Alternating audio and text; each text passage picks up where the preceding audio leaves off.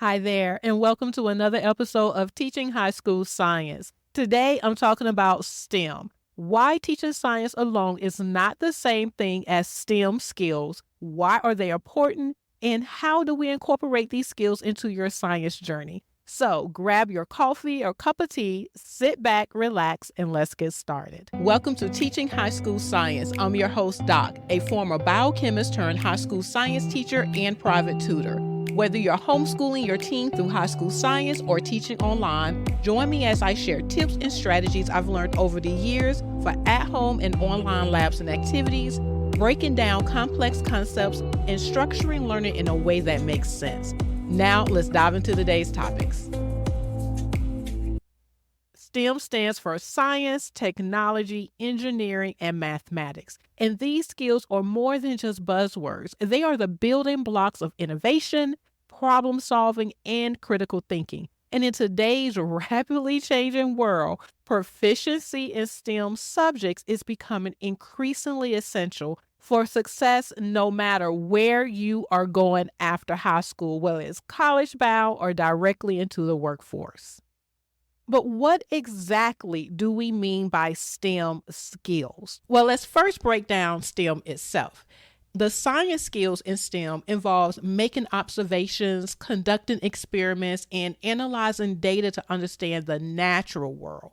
Whereas technology skills basically encompasses everything from using computers to software to coding and digital literacy.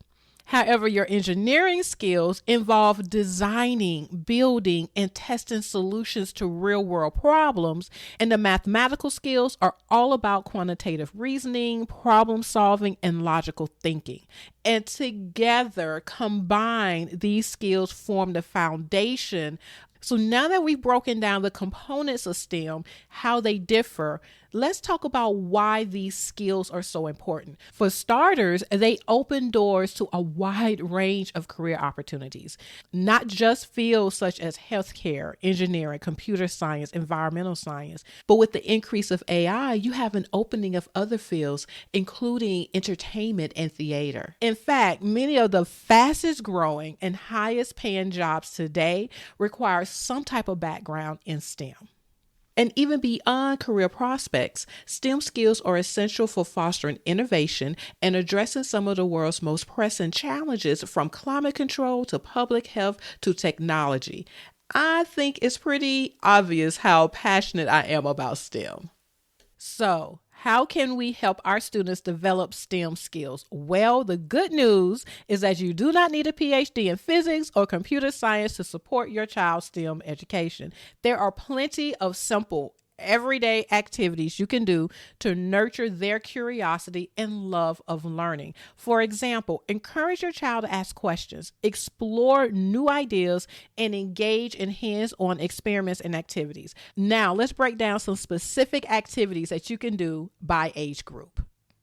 Starting with early childhood, around ages 3 to 5. One activity is to encourage your child to build structures with blocks or Legos. Asking them questions like, what do you think will happen if we were to add another block here, helps them to start thinking about those engineering concepts like balance and stability.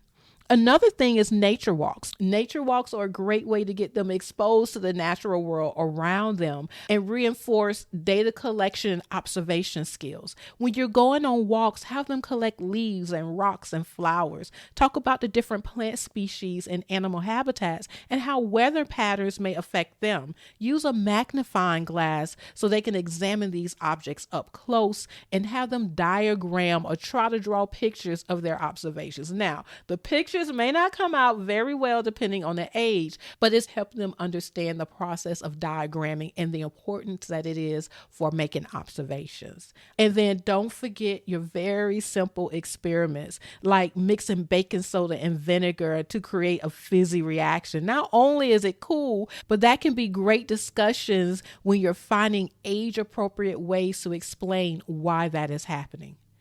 Now, for our older kids, we may want to get more into some project-based learning activities, such as DIY science projects. So taking that baking soda and vinegar reaction they did younger and kicking it up a notch by having them create a homemade volcano, then start applying more of the science concepts to explain why that eruption occurred. Introduce basic coding through apps like Scratch or Blockly.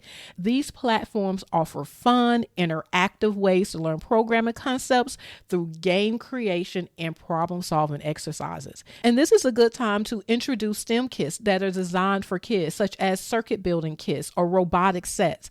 These kits are great for providing hands-on experience with technology and engineering concepts.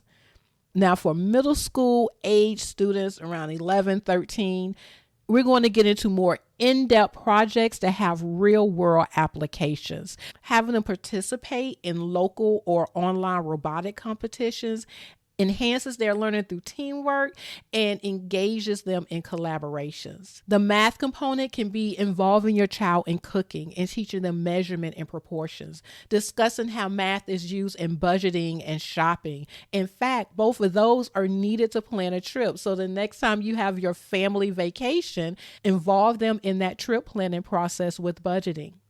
Involving them in the science fair project, from choosing a project to guiding them to how to conduct a full level investigation, is essential in helping them to develop those critical thinking and design skills. Now, for my high school students, age 14 to 18, we're getting into more advanced projects and career exploration. And when I say advanced projects, I'm talking about developing a full computer program, developing apps, and these can be done at the middle school level as well. I'm just saying. Conducting environmental research or engineering a new gadget, providing them with the resources to think of a real world problem and develop that solution.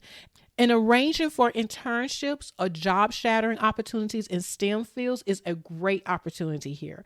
These real world exposures can help your child understand the practical application of their studies and explore potential career paths. And last but not least, they model what they see. So by us just demonstrating our own enthusiasm for learning and curiosity about the world, will inspire them to embrace asking questions and solving problems and exploring new ideas.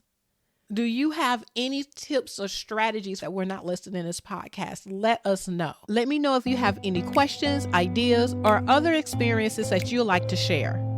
Head on over to my podcast page, which you can access by visiting my website at thesciencementor.com. Then select podcast from the menu and subscribe now to the Teaching High School Science podcast for your regular dose of motivation and just-in-time science ideas. And together, let's make high school science a journey of exploration and achievement.